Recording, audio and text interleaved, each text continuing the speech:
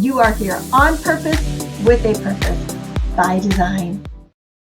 Hello, everyone, and welcome back to Purpose by Design. I am Dr. Pamela Hinkle, and you are here on purpose with a purpose by design, not by default. And I am so excited tonight to have an amazing woman with me. She is an author, speaker, and much, much more. And so I want to just welcome to the Purpose by Design platform, Nicholette. Well, Yay! thank you so much. Thank you, Pamela. Thank you for the warm welcome. We have been enjoying just a little bit of, pre-recording conversation, and you are just such a genuine a soul. I'm so touched to have you, to share this presence with you. And so I'm excited to know more of your story, and I know everybody else here is as well. So go ahead and start us out. Tell us a little bit more about you. I love to ask that first question to my guests and say, who are you? So, Nicolette, who are you? Tell us about you today. Sure. My name is Nicholette Hemingway. I am a native of Myrtle Beach, South Carolina. I currently live in the Metro Columbia, South Carolina area. I am an author, a speaker, a business owner. I've been married for over 35 years to my handsome soulmate.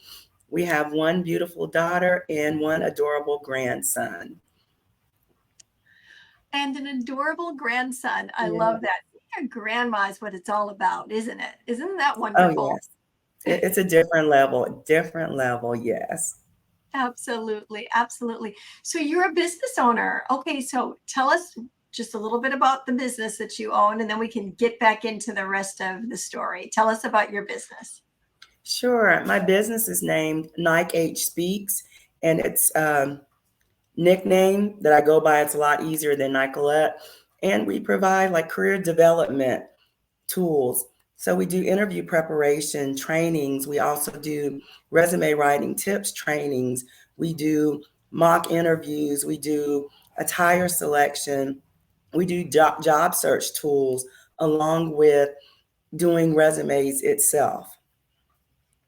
Wow. So you are a business owner, but you're an educator. You are teaching people how to advance in their lives and giving them lots of tools to do it. You're not just coaching them verbally, but you're really coaching them fully all the way around with all those tools that you're giving. And then, of course, as a speaker, you've got lots to share. And as an author, you have all kinds of awareness and all kinds of information to download on people. So if you're looking for, that type of coaching and education, this gal right here, she's the one for you. And we have all of that in the description, so you can follow up with her. But okay, let's get back to your story. I've heard like this much of it, and I have a feeling that there's a lot more and that it is really awesome. So we know you're an author. We know that you also do speak and that you are a business owner and educator. But I know it hasn't always been that way. Tell us about your journey. Sure, Pamela. I'm from the generation where, some of us got married very young and started our families very young.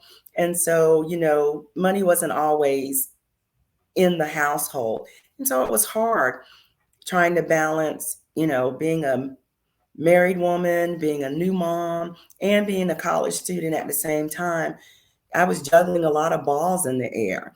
And so, of course, when you're a senior in college, you think you're going to rule the world, you're going to change everything and make it all right. And, reality hits and it's like, you are no different than the next person who graduated the year before you. And so that was, a little humbling experience where I was like, okay, what do I do now? I got that gold ticket, that degree. Right. How can I put it to use? And so after a year of, looking for jobs and trying to find myself, I was like, okay, let me go back to grad school. It'll be easier. come out with that piece of paper, and they're like, oh no, you need 2 or 3 years experience. And so I'm like, well, how do I get the experience if you don't hire me? And so that led to a series of, just mediocre jobs, just trying to, get something to pay the bills, take care of my family. But inside, I wasn't being fulfilled. It was like, what do I do now? I have these degrees, but I'm not putting them to work. And so it took me actually leaving my home state of South Carolina and going out west to Phoenix, where my parents were, because they kept telling me, there's so many job opportunities here. You can be able to work in your field. Your husband can work in his field. There are jobs plenty. So we're like, okay, let's pack up and let's go west, young man and young lady. And that's what we did. And they were right, many opportunities for my husband and I to advance in our careers. And that actually led to me being commissioned in the military. So I came back east in the DC, Maryland area and worked there for about 10 years until I medically retired from the military. And so it's like at another crossroads. I'm retired now. What do I do? And so when they had the big 5 feet snow in 2010, I told my husband, I said, dear, it's time to go. We don't have any family here. We don't have any ties here. Let's go back home. And so that's what we did. We moved back to South Carolina. A few years later, we became grandparents. And, I did a career switch where I work full time for my grandson. And so I was just doing what I normally do for free to families and friends. And God told me last year, He said, you've been doing this free for over 25 years. I want you to turn this into a business. And I had my little Scooby Doo look like, And so he was like, no, you need to get paid for what you do. You've been doing this a long time, helping people, but you need to get paid for what you know and how you know it. And so that started me in the process of, setting up my business, getting the LLC, all this operating agreement, getting accounts and EINs. And so this is where I am now. And just some added things to it, writing books, becoming a speaker. So doors opened up that I never expected. I never imagined. I was like, yeah, I'm just going to do this. And, what comes, what comes. But, God has just opened up so many doors. He's blessed me in so many ways with the business, with the writing, with the speaking. I'm just still in awe of him and what he's been doing in my life through, the different avenues. Wow. Well, I love what you just said. It made me chuckle. Just some added things. I'm thinking all that you have already accomplished, and now there's just some added things. What was that like? If I can back up the train here just for a moment. So you went to school, a higher education. You get all this education. I mean, you went on. Did you say master's degree or doctorate degree? How far did you take? Master's. I actually worked on a doctor. I just hadn't finished it. I did all but dissertation, but it was, something. We grew up in a generation where, our parents told us, get you a good government job, get a shirt with your name on it, work your 30 years, get that gold watch or gold pen and get your pension.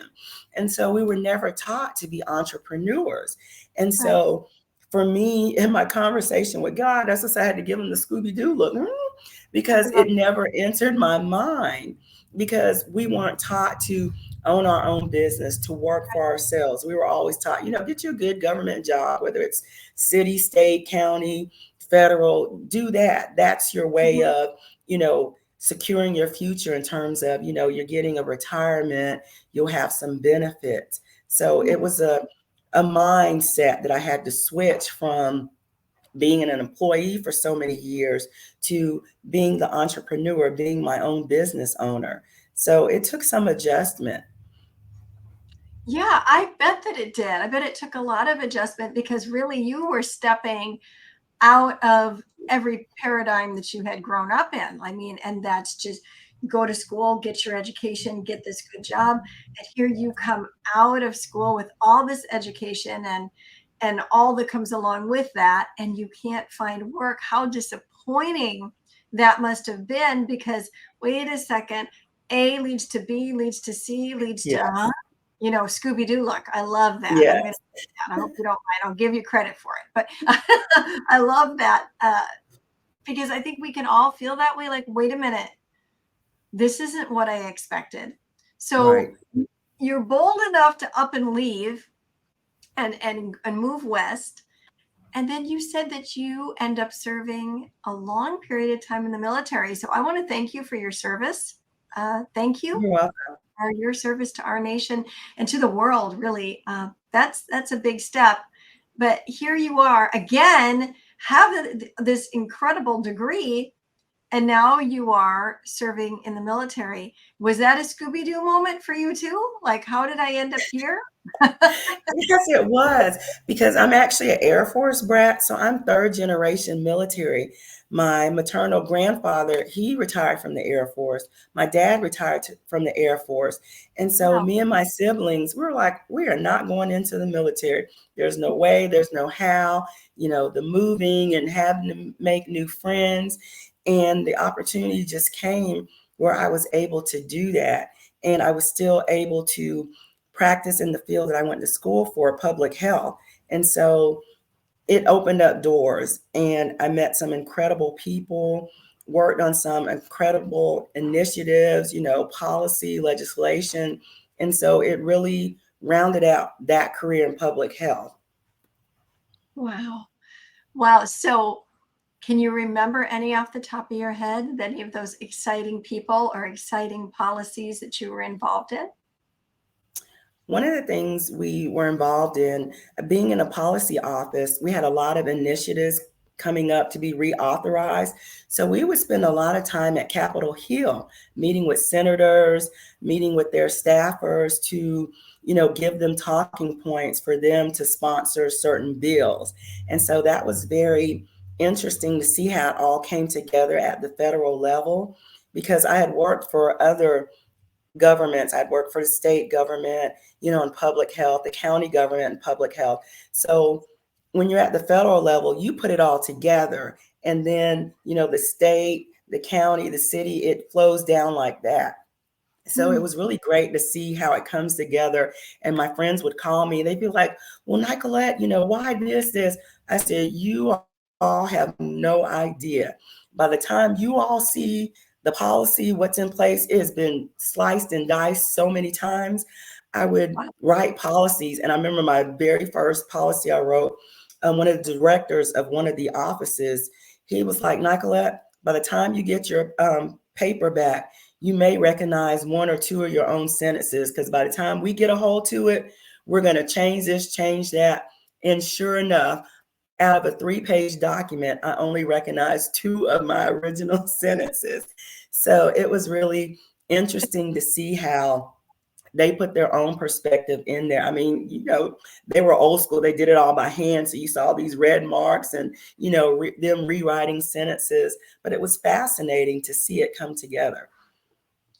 You have really led a rich and broad life. You've had a lot of experiences from school, military, working on Capitol Hill, experiencing all of this. And then coming back to your statement of that there is something more, there's just some added things. Yes. Wow. So you retire from doing that, where many people would go, woo, I've retired, I'm done. And let's, just whatever that looks like to each individual. But you are like, no, there's more. So you end up embarking on a business. So you've retired, but now you have a business, which again, you said the Scooby Doo look, right? Like, Right. you weren't expecting a business, I assume. No. No, ma'am. Again, I came from the generation where we were taught to, get a good government job. My grandparents talked about it. My parents talked about it. So that's what we did.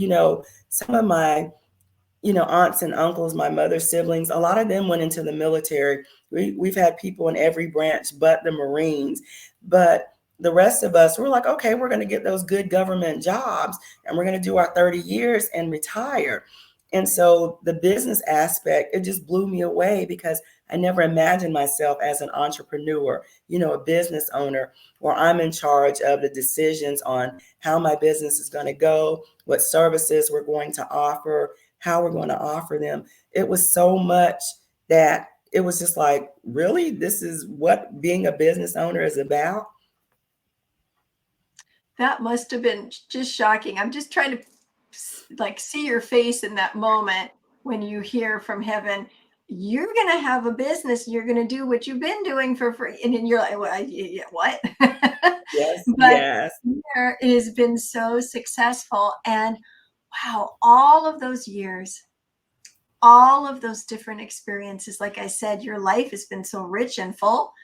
And now at this age and this time, God has chosen to like funnel all of that into what you're doing, teaching others and empowering others, inspiring others. But you also write. And I yes, would love to hear you share your writing journey because you are one of the co authors in Undefeated, but you yes. also have your own book.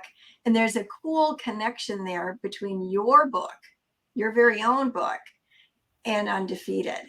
So, can you share with us some of your writing journey now? I can't wait to hear what this is going to sound like. Take it away. Sure, Pamela. Pretty much the type of work that I did, like I said, I did a lot of writing. I, wrote policies. I would write talking points for the director, white papers. So writing was just part of what I, considered my career. And so my daughter, she's my biggest cheerleader. She had been telling me for years. She's like, "Ma, you need to write your own book. You need to tell your story." I'm like, "No, nobody wants to hear what I got to say. My life is regular, like other people's." And I mean, she kept at it, she kept at it. So, about in 2018, I started writing a book. And then when I got to painful parts, I would just put it away. And then months would go by, I'd pick it back up, I'd write some more, got painful, I put it away. And then in 2021, last year, a friend of mine who is a lawyer, she would always send me stuff like to edit, things that she writes. And so she sent me actually a chapter in a book she was writing to edit. So I'm editing it, and I hear God say, "You're editing so and so's chapter, but you ain't finished your own book." I finished editing her chapter so quick and sent it back to her. And I put pen to paper and I finished that book in 2 weeks. So otherwise it probably would be sitting, and I'd write a little and put it away. But that's, the journey. It was really, God telling me, you need to write your story. Otherwise, it would have just sat there, in a notebook and being unfinished. Oh my gosh. So, literally, it's like God put a fire under your feet and you zipped that book out in 2 weeks. Did Yes. you eat? Did you sleep? How did that happen? Yes. I'm like a night person. One of my friends is like, "Oh, Nicolette, you do third shift," because I stay up late. So when the house was quiet, that's when I started writing. And so when, my pen hits the paper, it's just something that, happens. And God has given me the grace to be able to write. And so that's how I was able to get it out so quickly because it was like, something was on me, finish this, finish this. And so that's what I did. And one thing I did realize with the book is, if you're talking about painful topics, you have to push through that pain because your pain can be someone else's purpose. I really see that now. Wow. Your pain can be someone else's purpose. And you say that you can see that now. Talk about that. What do you mean you can see that now? How cool is that? Well, writing the book, I was just like, oh, this is a painful part of, an episode in life. Do I want to talk about it? Or it's hard to put it in words. And so, like I said, I would put the, notebook aside for a few months. And then it's like, okay, let's go back and, forge forward. But after looking at it and people buying the book and commenting on, wow, I didn't know, this happens, or oh wow, why didn't you tell me? And I told one of my friends, I said, this is not something you would say, during lunch or in the break room, oh, this happened to me. I'm like, that's not something you would discuss at work. But my book pretty much is, fiction wrapped in truth. It Mm, is, largely based on my life, but I just fictionalized it because I didn't want some folks coming back like, Nike, you talking about me, I want some money. So I was like, let me change names, make it fiction so y'all can't say it's me. Certain friends I did send the book to, and I was like, okay, you're in chapter 12 or you're in chapter 9, something like that.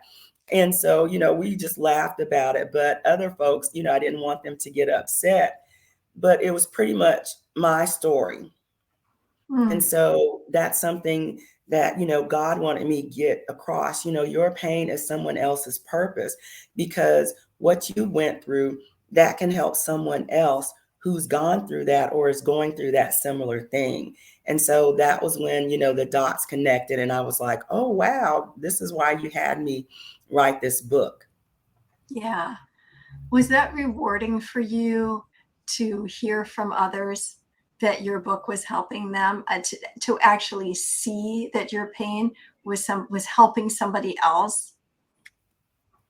Yes, it was, Pamela, because, some friends I sent the book to, because I'm like, you're in this chapter. And they were coming back and they were just like, why didn't you tell me? And I'm just like, you don't tell those kind of things. And especially, in the culture I grew up in, you didn't tell about certain things. And, we have a saying, I don't know if the white culture talks about this, but in the Black American culture, we were taught what goes on in the house stays in the house. So you don't tell what goes on in the house. And so that was one thing that I had to change my mindset on, to talk about things that normally aren't talked about. People would be like, shh, or don't you dare Mhm. write about this. And so that was liberating to me, because it's my story.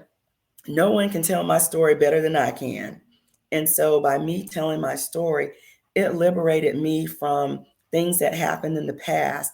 And it also showed me, how this, pain, how this trauma, pushed me forward into being the person, going into the purpose that God has called me for. So it's interesting to see it hindsight, but while you're in it, you can't see it. So true. It's hard to see the picture when you're in the frame, right? That's Yeah. absolutely it.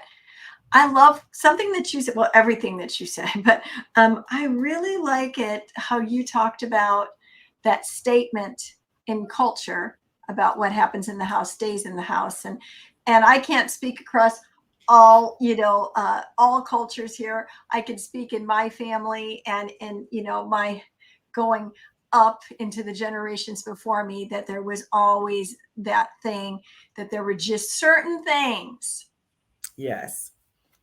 and not always like really bad things. It was just, there was just certain things. Some of them were bad and others where we just don't, like, I can remember my grandfather always getting pretty drunk, and then his German side would come out, and when he was loaded, he'd just start going off in German, and we didn't know what he was saying, and immediately it was, send the kids to the basement, send the kids to the basement. and Mhm. and nobody talked about why Right. Grandpa was doing what he did. And it was so many years later that I found out, and it wasn't that I couldn't have handled it. It was just those things we didn't talk about. Grandpa had been Right. in World War II and had a Mhm. Purple Heart and a Bronze Star. He had seen a lot. He was a captain. Was at Normandy. I mean, there was just a lot that he endured and went through. And anyways, we were not communicated to all about that. It was just, Right. grandpa's go get in the basement, and then we were sent down there to play and stay there until grandpa was sleeping on the couch, and then we could come back up again. So I can relate to that in a sense. And what I was thinking about was how you turned your story into into a novel, into a fictional story.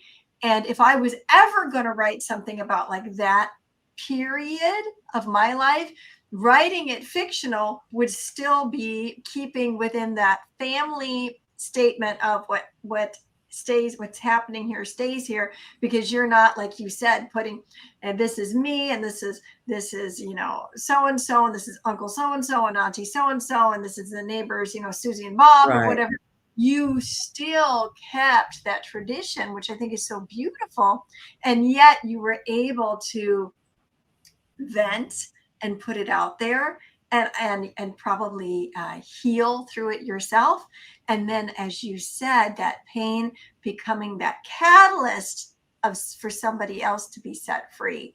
What beautiful tapestry the Lord gave you to be able to continue that part of your family's heritage of, like, we just keep that here, and yet you to be able to venture out and say, no, Yes. no, I'm gonna share, but do it in such a beautiful way. Like, yeah, like that word tapestry comes up in my heart again. That is really powerful. When you were writing it and it was flowing out of you, which obviously it was, to just write that type of a story in fictional, with the characters and the creation, you had to be under the hand of God, the anointing, to be able to write all of that. When it was all done and you're like getting ready to publish it, were you fearful at all that family or friends, even though it was fictional, that they might be saying, hey, hey, you're not keeping it in the house? No, not really. Because again, my pain was someone else's purpose. And again, it's my story. Who can tell my story better than me? If you're a part of the story, you're a part of it, but it is my story. And so that was the thing I was focusing on. And also, I knew that the majority of my family, they weren't going to buy the book. We have to be honest. When you're selling services or you're selling books, unfortunately you don't get the support from your friends and family that you do from strangers who don't know you. So I wasn't worried about that. The only persons that I was worried about was my brother and my husband and daughter, because of some parts of the book. But I wrote it in such a way that they're not main characters. The main character, a lot of stuff focuses around her. So again, I just had to, be obedient to God and put out there what he told me to. And so, he also told me it was going to be a series. So this is just book one. I have two more. I have two more to put out, because pretty much I'll just show you a copy of the book. It's called Little Black Girl from the Beach, A Wake Up Call from God. And so it talks about the main character, Denise, or Nisi as she's called, and her journey through life, how she dealt with a childhood trauma, a handicap as a child, friendship issues. We all have those issues, with friends, trying to do the, work, school, family, life balance thing. And then her downward spiral into drugs, and how she ended up giving her life to Christ in a hotel room. And so it pretty much ends there. And so, the next one we'll talk about, okay, Denise is saved now. What does she do with this, newfound Christianity? And so this is how it's going to develop. And again, it's fiction wrapped in truth. And, it was just a way for me to put it out there without naming myself, without, really naming other people. And what I did was took a chapter from that book and put it in Kern's Undefeated anthology. And so I just, gave, a good snippet of one of the chapters. And the title of my chapter is Undefeated by Childhood Trauma. And so I talk about being molested as a child when my family and I lived overseas in the Philippines, in the early 70s. And, my brother and I were molested by our babysitter, who was a teenager herself. And so that went on for like 2 years. And so This is not in the book, but it got to the point where, it was so traumatic for me, I just suppressed it. And it came out like 30 years later, and it was a big stinking mess. When you push something down, and finally, it can't go any further, what is it going to do? It's going to pop back up. And that's what it did. And so, it led me into a mental health crisis. And so, I had to end up getting intense therapy. It was, a real big, deal for me to come back from something that happened like 30 years ago and recognize what it was. It wasn't right.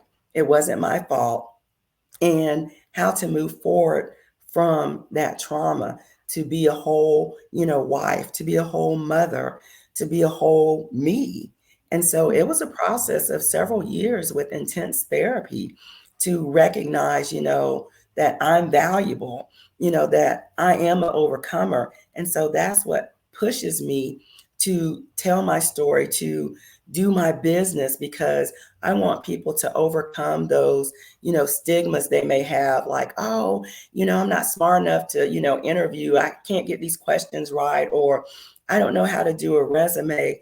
I want them to overcome those fears they have, because I want them to be prepared to show their best selves to other. And so I want to give back, because I didn't get that. I had to go to the library, and, the World Wide Web wasn't invented when I was in college.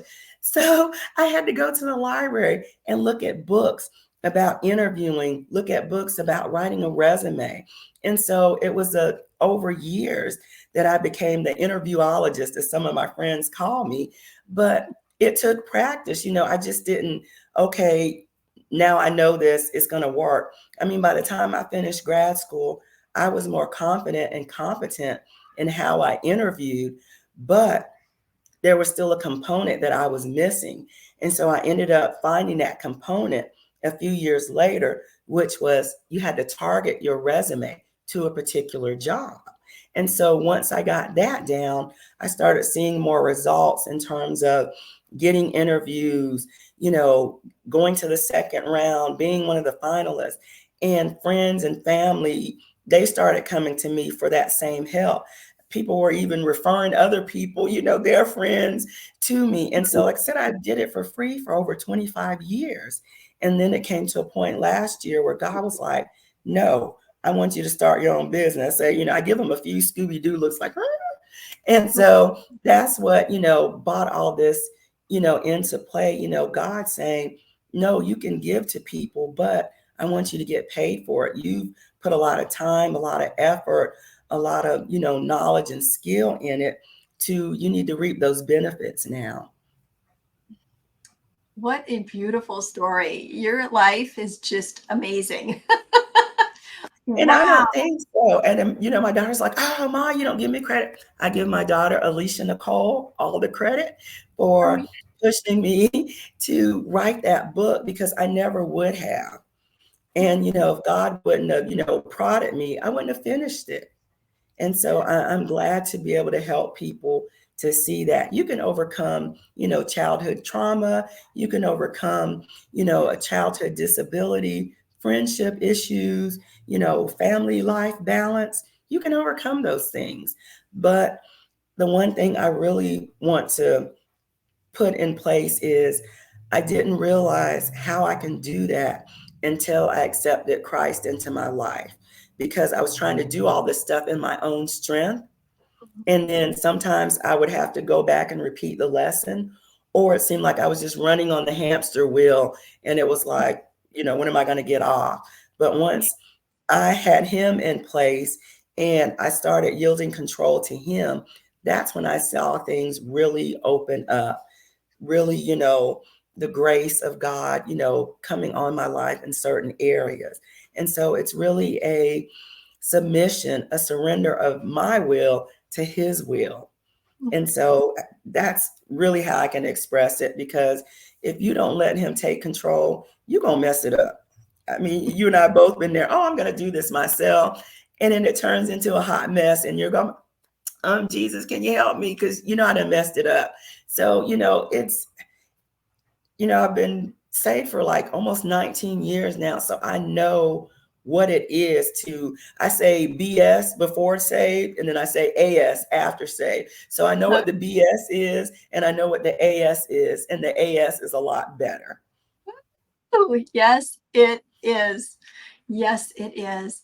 And you're right. Once you come to that saving knowledge of Jesus Christ, when you realize that you need that forgiveness and that, come on, we just need help, Yes. help, like everything turns around. And I think that's significant that you made that point. You knew before then, before you came to that moment where you accepted Christ, that there were things that needed fixing. There was stuff to be dealt with. And you weren't denying that. You were doing your best, it sounds like, to do that and making headway. And then, a setback, and then some headway and a setback. Or maybe you made headway, but it just didn't feel like it in your heart. But when you came to that place where you accepted Christ, um, it's like all the puzzle pieces fall into place. Yes. I mean, I Yeah. like heard stuff in my mind like click, and it's like, oh, wow. So it's totally different Yeah. when and I grew up in church. A person I met years ago, he was like, "Oh, you're a drug addict too?" And I was like, he was like, "Oh, you grew up in church and you were drugged back and forth to different events. You were in the kids choir, all this stuff, Sunday school." I was like, "Yes, I was a drug addict too."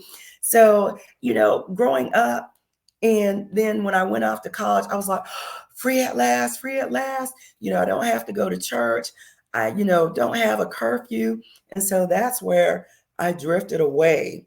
And, God had to give me a wake up call to tell me, mm-mm, you doing it in Nicolette's strength is not going to work. You have to do it in my strength.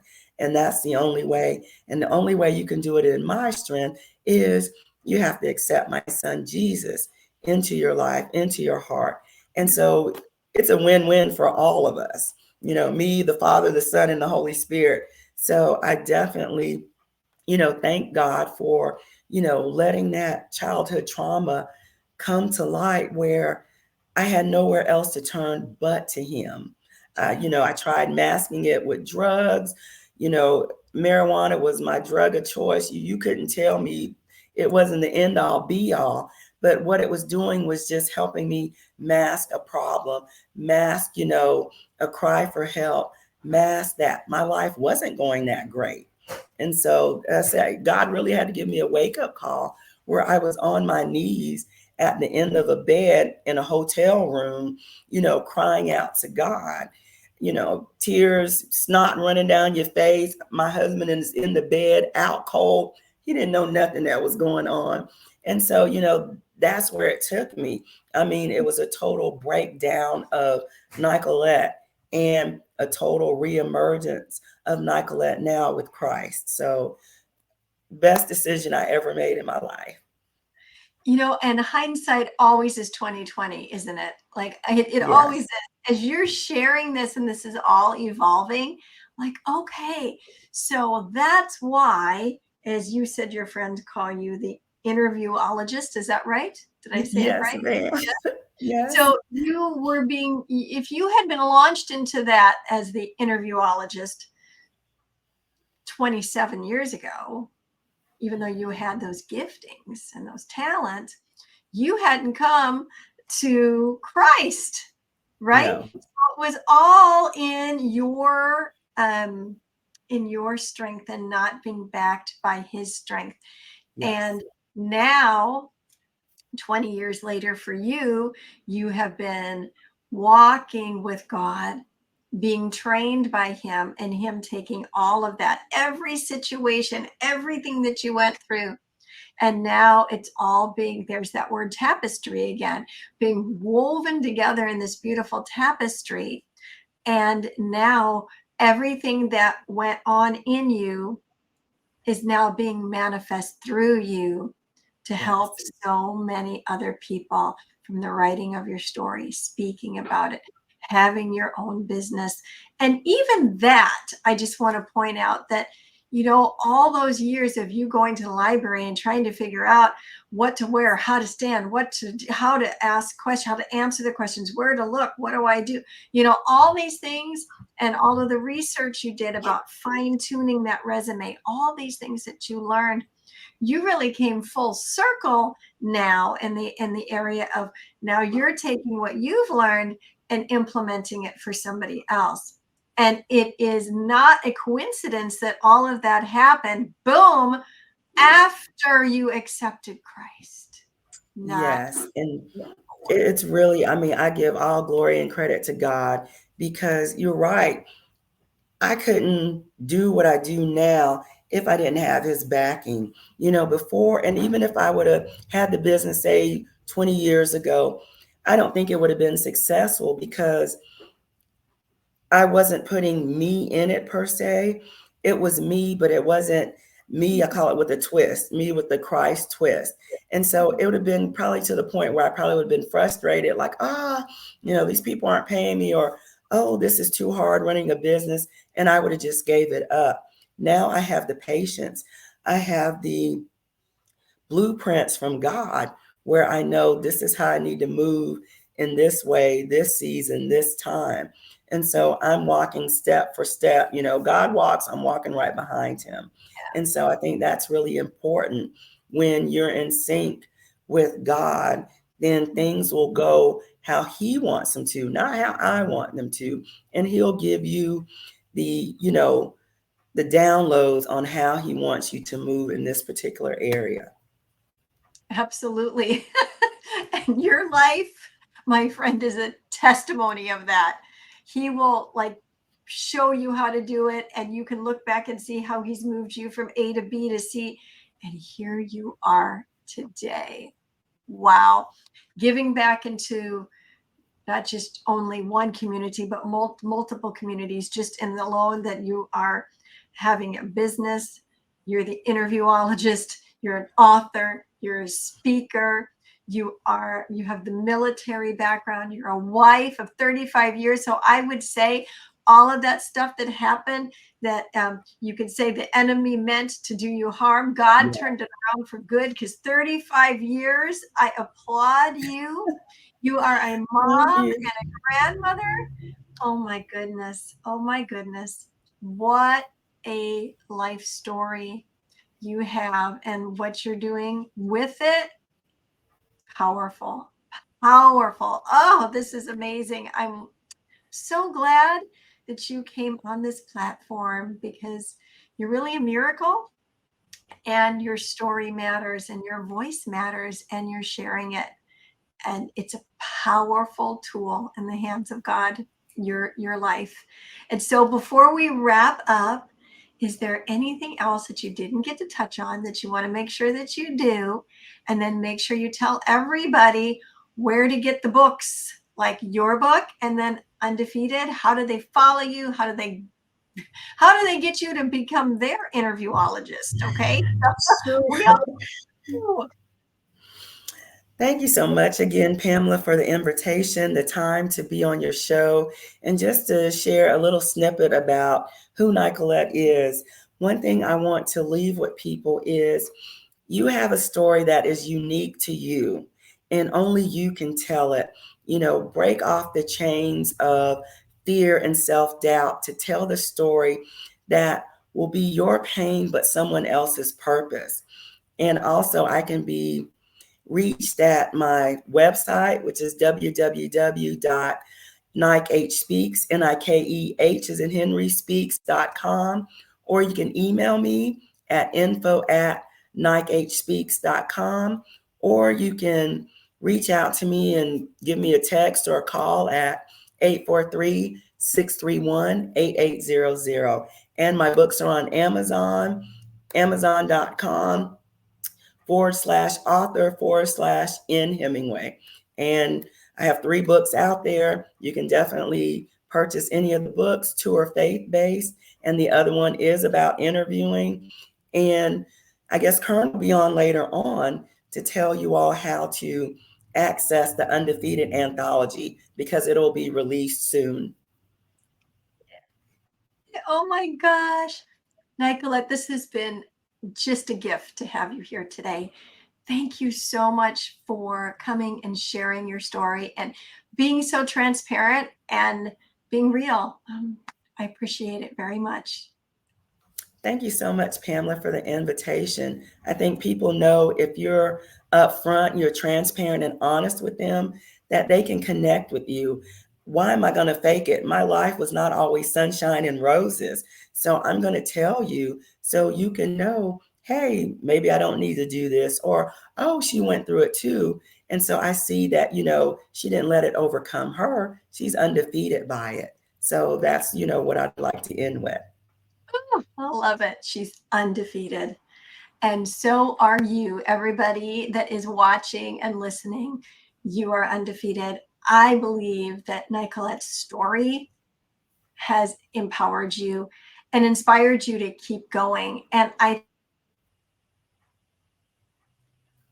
so do us a favor, as Mr. Les Brown, my mentor, says, like it and share it. Like it and share it. Okay. Yes. So once you do that, you like it and share it, you're sending this on and paying it forward. If this has been a blessing to you, share it. You can send it in an email. You can send it in a messenger message. You can post it on your Facebook. There's so many ways to get the message out there. But let's help take messages like Nicolette's around the world. Thank you for showing up here and being a part of this episode. I believe you have been empowered and changed. And remember, you are here on purpose with a purpose by design, not by default. Go on out there and be the salt and the light everywhere you go. We'll see you next time on Purpose by Design. Bye. Ascend Above the Crowd is the newest course by Pamela Hinkle. Ascend is a self-paced email course that will come directly to your inbox and will change your mindset and your life. Each week, you will receive lessons, resources, challenges, and journal writings that will help you discover your purpose by design. It's your time to ascend above the crowd. To learn more about Ascend, go to www.purposewithpamela.com/ascend. Pamela Hinkle is a mindset mentor, author, speaker, minister, and transformation coach. Her weekly podcast, international radio show, and television show are a lifeline that changes lives and inspires people to discover their individual potential through realizing their purpose by design. Pamela is a natural motivator and has shown many how to find their niche and transform their lives. Although success is an uphill battle, Pamela gives the necessary strategies to flourish, cheering you on every step of the way. Pamela shares from her personal experiences, education, and life as a woman in leadership, utilizing decades of knowledge. Taking the approach of, let's have coffee and chat, she will awaken your dreams and purpose by design. Are you ready for Pamela to help guide you? Email us at purposewpamela.office@gmail.com or go to her website at purposewithpamela.com.